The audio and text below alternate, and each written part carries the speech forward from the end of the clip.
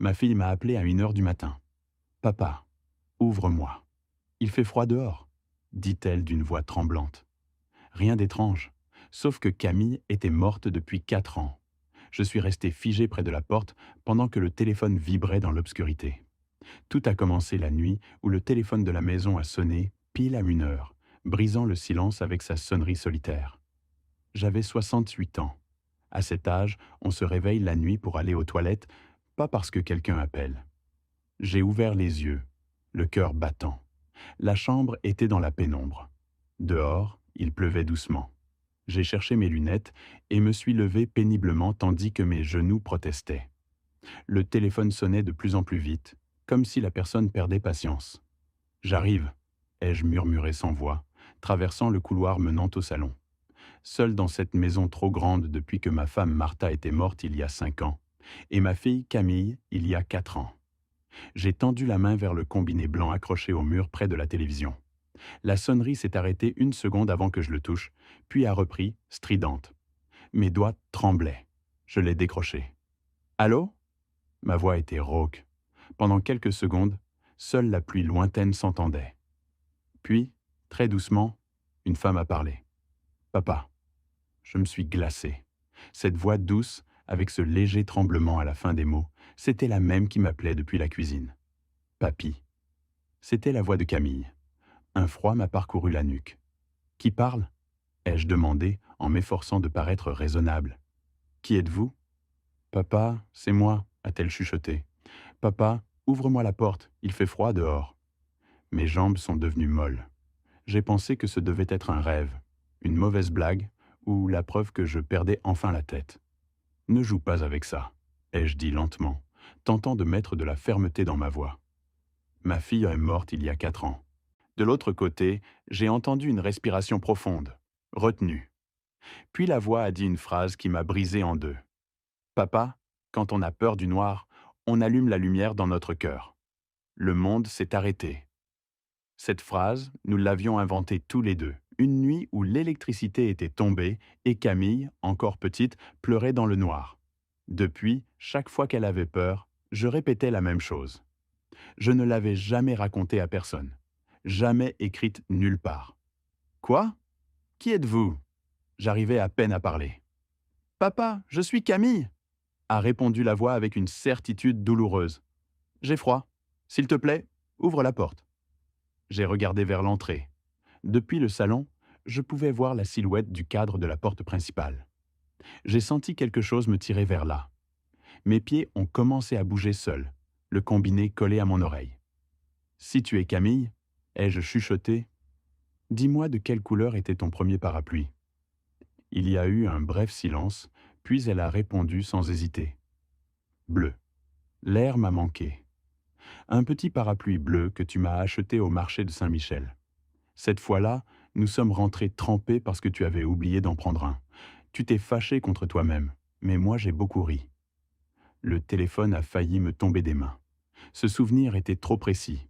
Je ne l'avais raconté à personne. Je suis arrivé à la porte. La lumière du salon éclairait à peine le bois. Celle du porche était éteinte. J'ai posé la main sur la poignée. « Où es-tu maintenant » ai-je demandé d'un filet de voix. « Ici, devant la maison » a-t-elle répondu. Et sa voix semblait venir de 2 endroits à la fois. Du combiné et très faiblement, de l'autre côté de la porte. « S'il te plaît, ouvre-moi. Je ne supporte plus le froid. » J'ai raccroché lentement et laissé le téléphone sur la petite table. Le cœur me martelait les tempes. Je me suis penché et ai regardé par le Judas. Je l'ai vu. Camille se tenait debout sous la pluie fine, trempée, les cheveux noirs relevés n'importe comment, la veste grise qu'elle portait tant collée au corps.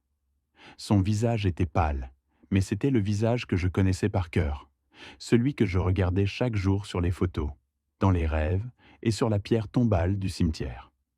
Elle a levé la tête exactement vers le Judas, comme si elle savait que je l'observais. Nos yeux se sont croisés à travers le petit cercle de verre. Ses lèvres ont dessiné un fin sourire, le sourire qu'elle utilisait pour me rassurer quand elle était enfant. J'ai vu qu'elle articulait son son. « Papa ». Même si je ne l'entendais pas, je savais ce qu'elle disait. « Papa, tu gardes toujours ma lettre derrière la photo de ton mariage, n'est-ce pas » J'ai reculé d'un pas et heurté le mur. La lettre, une petite note qu'elle avait écrite en primaire et cachée derrière le cadre de la photo de mon mariage avec Martha. Seuls elle et moi le savions. Personne d'autre ne pouvait connaître ce détail. J'ai cherché quelque chose à quoi m'accrocher. Je respirais par saccades, la poitrine serrée. Dehors, cette silhouette, quelle qu'elle soit, a frappé doucement à la porte avec le même rythme qu'elle utilisait quand elle rentrait tard et craignait que je la gronde. Toc, toc, toc. Papa, ouvre, s'il te plaît. La voix semblait traverser le bois. Les larmes coulaient sur mes joues. La nostalgie et la terreur se mélangeaient en un nœud. Comment était-ce possible qu'une fille que j'avais enterrée il y a 4 ans soit sur mon porche? Je suis resté immobile quelques secondes qui ont semblé éternelles. À la fin, j'ai fait la seule chose qui me venait à l'esprit. J'ai tourné la clé, la porte a grincé et je l'ai ouverte à peine de quelques centimètres. De l'autre côté, il n'y avait que l'air nocturne, froid et humide. Je suis resté à retenir ma respiration derrière l'entrebâillement. Le vent est entré avec une odeur de terre mouillée. Il n'y avait personne, ni Camille, ni personne. Seulement le patio obscur, la pluie fine et les feuilles de l'arbre du jardin bougeant lentement. « Camille » ai-je chuchoté. Personne n'a répondu. Il n'y a plus eu de coup. Le téléphone sur la petite table s'était tu. J'ai refermé la porte avec des mains tremblantes. J'ai tiré le verrou 2 fois, comme si je pouvais enfermer la peur dehors. La poitrine me brûlait. Je me suis appuyé contre la porte en essayant de reprendre mon souffle. C'est peut-être un rêve, ai-je pensé. Peut-être que je suis éveillé, mais mon esprit est encore perdu dans un cauchemar. Je suis retourné dans la chambre. L'horloge continuait à marquer, monotone, chaque seconde plus bruyante que jamais. Je suis resté assis au bord du lit, la lumière allumée, regardant sans voir vers l'armoire. Je ne sais pas à quelle heure la fatigue m'a vaincu. Le matin, la lumière filtrant à travers le rideau m'a frappé les yeux. J'avais la tête lourde, le cou tendu et une sensation étrange, mélange de fatigue et d'anxiété. Pendant un instant, j'ai voulu croire que tout avait été un long rêve confus, jusqu'à ce que j'ouvre la porte de la rue. En tournant la clé, l'air froid du matin est entré avec une odeur de terre humide et des restes de pluie. J'ai baissé les yeux vers le sol du porche. Il y avait des traces de pas mouillés sur le carrelage. Des traces petites, pieds nus, comme si quelqu'un était resté un bon moment debout devant la porte en grelottant. Je me suis accroché fort au cadre pour ne pas tomber. Le cœur a recommencé sa course effrénée. Les traces s'allongeaient un peu vers la grille et se perdaient là où le sol était déjà sec. Sur la poignée, j'ai vu la marque diffuse d'une main humide qui avait assombri le bois. J'ai avalé ma salive. Si tout était un rêve, pourquoi les traces étaient-elles restées? Charles, tu manques de sommeil, me suis-je dit. Mais le froid dans ma nuque ne partait pas. Vers 9 heures, mes voisins Don Rogelio et Doña Teresa sont venus. Hier, j'ai vu votre lumière allumée à 1 heure. Tout va bien? Je leur ai raconté l'appel, la voix de Camille. C'est un rêve fort collé à la veille, a dit Don Rogelio. C'est la nostalgie. Allez voir un psychologue. À midi, Julien est arrivé, mon gendre. Chemise impeccable, visage tranquille, trop parfait. Don Rogelio m'a dit que vous ne dormez pas bien. Que s'est-il passé? Je lui ai raconté la nuit. C'est le cerveau qui crée des choses quand on a la nostalgie, a-t-il dit de sa voix de psychologue. Camille et vous étiez très unis. Vous n'avez pas fini de faire la paix avec cette culpabilité. Venez à la clinique. Je peux vous aider. Je ne veux pas de pilule. On commence en parlant. Demain à 15 heures, je vous attends. Quand il est parti, j'ai rangé l'étagère. Une enveloppe est tombée, l'écriture de Camille. Pour papa, ne te fâche pas avant d'avoir fini de lire. À l'intérieur, une lettre datée de 2 semaines avant l'accident. Papa, j'ai peur.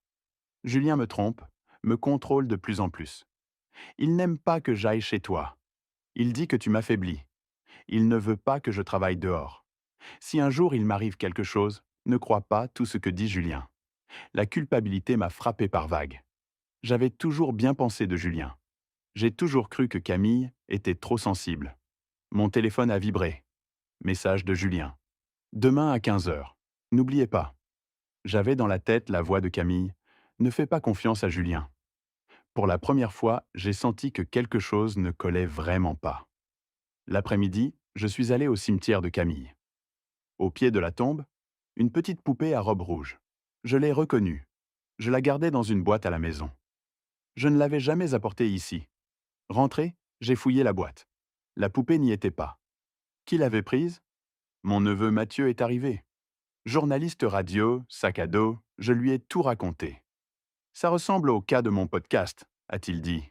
La lettre parle de contrôle, d'infidélité. Julien est psychologue, il sait manipuler.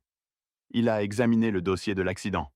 Regardez, frein étrange, airbag non activé.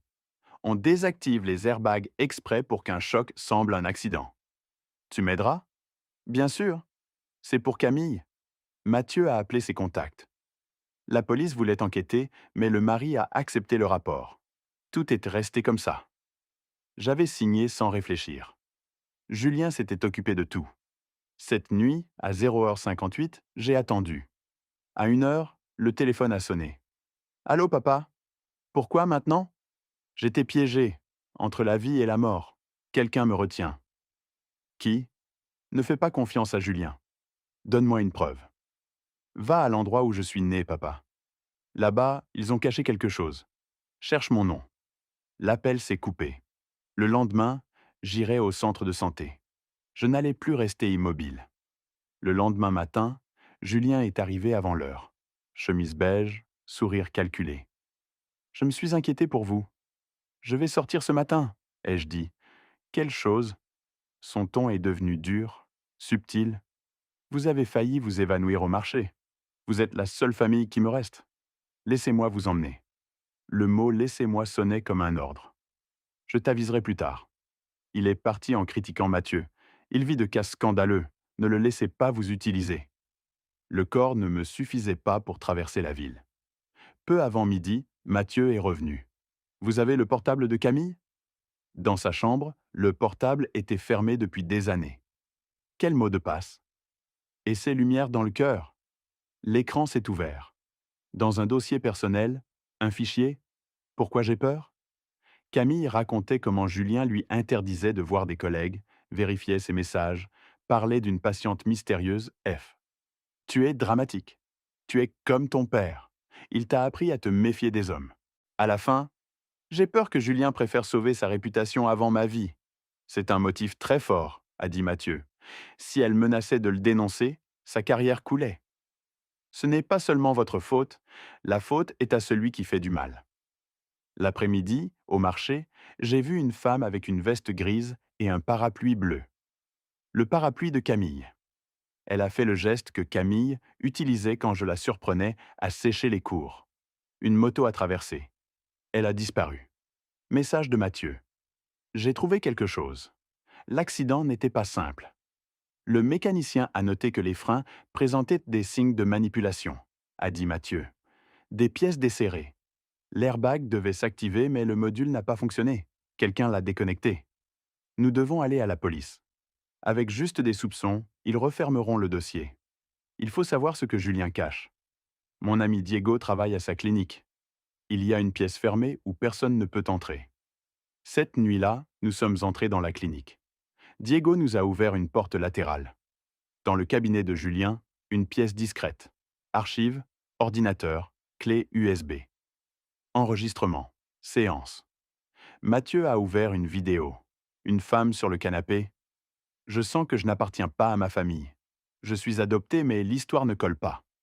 Ma mère a dit que je suis né dans une petite clinique presque fermée. Le même endroit où Camille était née. La femme ressemblait à Camille. Le ton, les gestes. Parfois, je rêve d'une autre femme qui m'appelle fille d'une autre voix. C'est trop de coïncidences, a chuchoté Mathieu. Nous sommes sortis avec les preuves. Cette nuit, à 1h, le téléphone a sonné. Papa, pardon de te retarder. Il ne veut pas que je parle. La personne en qui tu as confiance. Pourquoi? Va à l'endroit où je suis né. Là, ils ont écrit mon nom et l'ont effacé. Ils t'ont menti sur moi. Les morceaux s'emboîtaient. L'accident, la patiente adoptée, la clinique. Les 40 dernières années étaient peut-être un mensonge. Le matin, Mathieu et moi sommes allés au centre de santé L'Espérance, vieux bâtiment délabré. L'employée Carla nous a menés aux archives. Le docteur Walter qui assistait alors est mort il y a des années. Nous avons trouvé le dossier du jour de naissance de Camille. Nombre de bébés nés. 1. Mais au-dessus, l'ombre d'un autre numéro corrigé. Il y a des années couraient des rumeurs d'adoption sous la table, a dit Carla. Un couple est venu chercher leur fille adoptée ici. Ils sont partis découragés. Leur nom, Manuel et Nora. Ce jour-là, il y a eu un autre bébé. Mathieu a murmuré. La possibilité est là. Le médecin qui savait est mort. Nous sommes rentrés avec les photocopies. Le soir, Mathieu est reparti. Peu après, grincement de frein, cri. Mathieu était par terre, sa moto tombée. Les freins sont partis d'un coup. L'ambulance l'a emmené. Ne perdez pas mon sac. Tout est là. Rentré, tremblant, je suis entré dans la salle à manger. Une femme était assise à table. Le visage de Camille. 2 tasses de thé fumantes. Papa, pardon d'entrer sans prévenir. Camille? Ils t'ont menti, papa. Ils t'ont enlevé quelque chose. Qu'es-tu? Je suis de ton côté. Il ne va pas s'arrêter jusqu'à ce qu'il te fasse taire. Coups à la porte, la voix de Julien. La chaise était vide. La tasse fumait encore. J'ai ouvert. Julien, décoiffé. Vous avez su pour Mathieu? Accident de moto. Les freins. Les gens qui se mêlent trop reçoivent des signes. Qu'est-ce que tu veux dire? Je parle en général. Puis, votre état empire. Vous voyez des personnes qui n'existent pas. Le mieux serait une résidence pour personnes âgées. Je m'occuperai de tout. Vos biens seraient protégés. Il ne va pas s'arrêter jusqu'à ce qu'il te fasse taire. Laisse-moi y penser. Je vous aime, beau-père. Je ne veux pas que vous vous perdiez. Le mot se perdre a sonné comme disparaître. Message de Mathieu depuis l'hôpital. Photo de sa jambe plâtrée. Le mécanicien a dit qu'une vis était desserrée exprès dans les freins.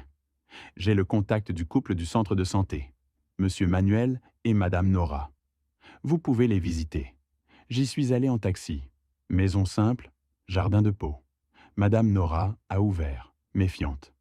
Nous n'avons la faute de rien. Nous voulions juste un enfant. Moi aussi, ai-je dit. Puis-je entrer? Dans le salon, j'ai ouvert mon dossier. Il y a 40 ans, ma femme a accouché dans ce centre. Le même docteur a signé. Dans mes papiers, des chiffres effacés. La fille qu'on vous a donnée peut-elle avoir un lien avec moi? Monsieur Manuel a parlé. Nous ne pouvions pas avoir d'enfant. Un médecin nous a aidés. Il a dit que le bébé était d'une fille pauvre. Il a dit « Ne posez pas de questions ». Nous avons obéi. Où est cette fille maintenant? Ici. Nous l'avons appelée Valérie. Elle est adulte, mais confuse depuis des années. Elle sait qu'elle est adoptée. Elle cherche toujours son origine. Valérie. Le nom de la patiente des enregistrements. Nous l'avons emmenée à un psychologue, a dit Madame Nora. Le docteur Julien Herrera. La poitrine m'a brûlé. La première fois, c'était 1 an après l'accident de sa femme, a expliqué Monsieur Manuel. Ma femme a dit « Elle ressemble tellement à Valérie ». Au début, elle a amélioré. Puis elle rentrait tard, trempée. Si nous demandions, elle se fâchait. J'ai eu l'image de la femme à la veste grise, du parapluie bleu. Julien traversait tout. Cette nuit, à 23 heures, le téléphone a sonné. « Papa, je suis fatigué. Il m'oblige à venir. Il me dit quoi dire. » Qui est-il? Celui aux chemises impeccables. Celui qui dit que tu es fou. Alors faisons qu'il arrête. Tu veux m'aider? Silence. Puis, j'ai peur, papa. Mais oui, je suis fatigué de me taire. J'ai écrit à Julien. J'ai pensé à la résidence. Demain à 23 heures, viens avec les papiers. Je veux signer. J'allais appeler le monstre dans mon salon. Le lendemain, Mathieu a appelé. Enregistrez tout. Si vous arrivez à ce qu'il parle de Camille, de Valérie, des freins, j'ai un ami policier qui peut agir. J'ai mis mon portable à enregistrer, caché entre des livres. À 23h05, Julien est arrivé. Sourire fin, dossier ordonné. Voici le pouvoir spécial. Je m'occuperai de tout. Votre argent, vos décisions médicales. Si je signe, je te livre ma vie entière. Je suis votre famille. J'ai fermé le dossier. Parlons avec vérité. J'ai été au centre de santé L'Espérance. L'acte dit un bébé, mais les chiffres effacés indiquent qu'il y en avait peut-être plus. J'ai connu Manuel et Nora. Leur fille adoptée, Valérie, va en thérapie chez toi depuis des années. Elle est née le même jour que Camille. Son visage s'est durci une seconde. Le médecin est mort. Les gens mélangent les histoires. Je sais que tu gardes les séances de Valérie sur un disque dur. Je t'ai vu dans l'enregistrement. Tu lui as fait croire que tu la sauvais. Un sourire a traversé son visage. À quelle conclusion arrivez-vous? Que l'accident de Camille n'en était pas un. Que tu avais des motifs. Que tu manipules Valérie. Que tu as utilisé sa ressemblance avec Camille pour jouer avec mon cœur. Pourquoi m'avez-vous appelé? Pourquoi tant de théâtre? Les appels? Les coups? La poupée? Ses yeux se sont glacés. Pour que vous vous taisiez. Pour que personne ne vous croie si vous fouillez trop. Même pour la mort de ta femme? J'ai seulement permis aux circonstances de s'aligner. Une voiture peut tomber en panne. La police a besoin d'un récit propre. Je leur en ai donné un. Tu es un psychopathe? Mathieu a failli rejoindre Camille. Dommage que ses freins n'aient échoué qu'à moitié. À cet instant, toc, toc, toc à la porte. N'ouvrez pas, a ordonné Julien. Elle est ici pour moi. J'ai ouvert. La femme à la veste grise. Papa, j'ai froid. Ouvre. Elle est entrée. Camille, ai-je chuchoté. Elle a nié de la tête. Non, je m'appelle Valérie. Le temps s'est arrêté. Papa, nous étions jumelles, Camille et moi, mais j'ai été vendue. Il m'a dit que mon sang était le même que celui de sa femme. Il m'a enseigné tes souvenirs. Il m'a dit que tu m'avais abandonné, que tu ne croirais la vérité que si on te faisait trembler. Tu lui as donné nos souvenirs, ai-je dit à Julien. J'avais accès à tout. Le portable de Camille, ses vidéos, le pouvoir là celui qui manipule l'information. Valérie pleurait. Je pensais qu'il me sauvait. Il m'a montré un test ADN. Il m'a dit que tu m'avais choisi pour m'abandonner. J'ai accepté son plan. Les appels à mineurs, la poupée, tout. Je lui ai pris la main. Tu es aussi ma fille. Tu n'as pas la faute. Quelle scène émouvante, a coupé Julien. Il a sorti une seringue, un sédatif. Demain, tous croiront que vous délirez. Il s'est lancé. Valérie a essayé d'arrêter la seringue. Ils se sont battus. J'ai pris le vase et l'ai frappé dans le dos. Il a perdu l'équilibre et tombé. Dehors, des cris. Une sirène s'approchait. Pour la première fois, l'histoire était à nous. Les jours suivants, police, déclaration. Julien s'est cassé des os, mais a survécu. Mathieu a apporté l'audio. La voix de Julien avouant tout. Frein manipulé, airbag déconnecté, le plan pour me faire passer pour fou. Avec ça, les papiers du centre de santé et les témoignages, nous avons assez, a dit le policier. Quelques semaines après, le nom de Julien était partout. Psychologue prestigieux, impliqué dans la mort de sa femme. Mathieu a fait une série podcast. Ce n'est pas une histoire de fantôme, c'est comment quelqu'un peut utiliser la douleur des autres pour contrôler leur vie. Le processus judiciaire a été lent, mais cette fois, je n'étais pas seul. Valérie s'asseyait à mes côtés à chaque témoignage. Notre relation ne s'est pas guérie d'un coup. Deux étrangers unis par le sang et une histoire tordue. Parfois, je l'appelais Camille sans le vouloir. Un après-midi sur le porche. Enfant, tu manquais quelqu'un? Oui, j'ai souvent rêvé que j'avais plus d'une fille. Moi aussi, je rêvais d'un autre papa. Pardonne-moi de ne pas avoir su que tu existais. La faute est au docteur qui t'a volé une fille, et à Julien. Nous sommes des victimes, papa. Ce mot m'a réchauffé le cœur. Nous sommes allés au cimetière de Camille, fleurs blanches et violettes. Bonjour Camille, ai-je dit. Pardon de l'amener si tard. Merci, a chuchoté Valérie. Grâce à toi, j'ai trouvé papa. Je ne vais pas gaspiller cette deuxième opportunité. Je ne peux pas te rendre la vie, mais je peux aimer Valérie comme j'aurais dû le faire depuis le début. À la maison, j'ai changé les photos. J'ai gardé celles de Camille et Julien dans un album. J'en ai ajouté une nouvelle. Moi, Valérie et Mathieu, souriants. Quelques nuits, Valérie restait dormir. Nous partagions nos histoires peu à peu. Des mois après, je me suis réveillé à 0h58. Avant, cette heure me terrifiait. Cette fois, j'ai seulement soupiré.